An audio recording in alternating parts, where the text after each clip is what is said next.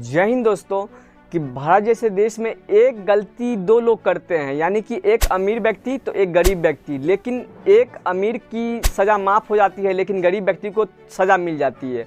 अब क्या यही भारत का एक इक्वलिटी सिस्टम है? आप कहीं सड़क पे जाते हो, एक आम आदमी की गाड़ी को पुलिस हमेशा चेक करने लगती है, परेशान करती है, लेकिन वहीं एक वीआईपी गाड़ी जब निकलती है तो पुलिस को रास्ता दे देती है।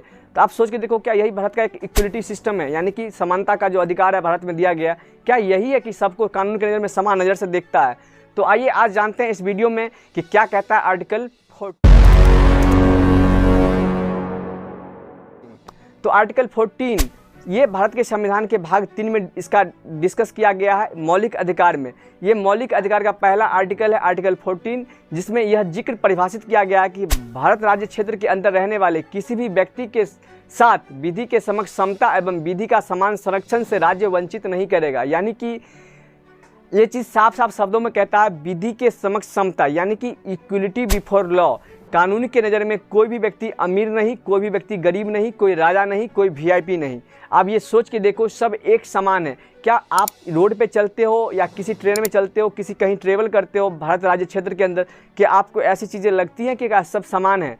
अब वही बात करते हैं अगली बातें पे कि वह है इक्वल प्रोटेक्शन ऑफ लॉ, यानी कि विधि के समक्ष समान संरक्षण।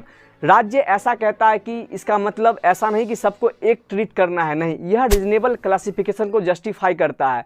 अब अगली बातें जो मैं करता हूँ यह अमेरिकी संविधान से लिया गया है। इसका स्वरूप पॉजिटिव है, यानी कि इनको लोगों को हमेशा उन्नति की बात करता है, यानी कि ये जिन एक समान परिस्थिति वाले व्यक्ति के साथ समान न्याय की बात करता है। यानी कि कोई भी व्यक्ति अगर गरीब है तो वो गरीब कह के ऐसा न हो उसके साथ कि उसको इस देश में न्याय नहीं मिल पाए, तो सरकार उसके लिए भी व्यवस्था करती है। जैसा कि आपको मालूम होगा, आज भी भारत में बच्चे के लिए अलग कानून है, महिलाओं के लिए अलग कानून है, अलग रिजर्वेशन है, एससी एसटी के लिए भी रिजर्वेशन की व्यवस्था की गई है भारत जैसे देश में।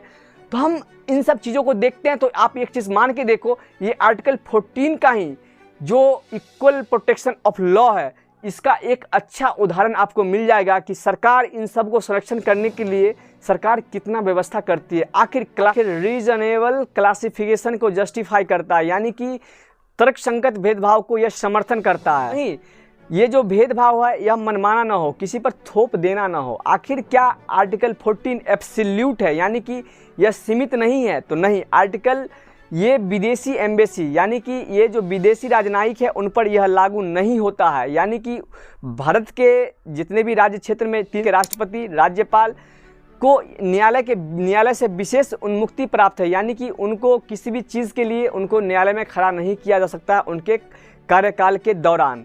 अब अक्सर आगे की जब बात करते हैं, वो भारत के न्यायाधीशों को भी ये अधिकार प्राप्त है कि उनको न्यायालय में जवाबदेहिता नहीं देनी पड़ती है उनके कार्यकाल के दौरान।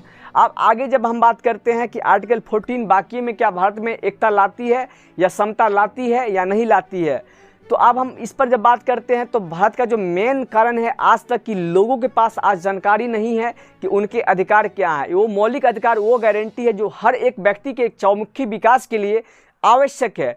शायद आपको भी आज मालूम होगा इस वीडियो के जरिए क्या कि हमारे अधिकार क्या हैं। तो आप अधिकारों की जब हम बात करते हैं, आर्टिकल 14 एब्सोल्यूट नहीं है, पर हाँ ये नागरिक और नागरिक सबको प्राप्त है, यानी कि विदेशी देशी सब प्राप्त है। हम यहाँ रहते हैं, कोई हमारे नेपाल से या अमेरिका से भारत घूमने आए हैं तो उन पर भी ये अधिकार लागू होता है, तो वो भी विधि के समक्ष समान नज़र से ही देखे जाएंगे। अंत में हम ये चीज़ देखते हैं कि आखिर आज़ादी के 79 ईयर बाद भी क्या ये अधिकार आज तक लागू हैं या नहीं है।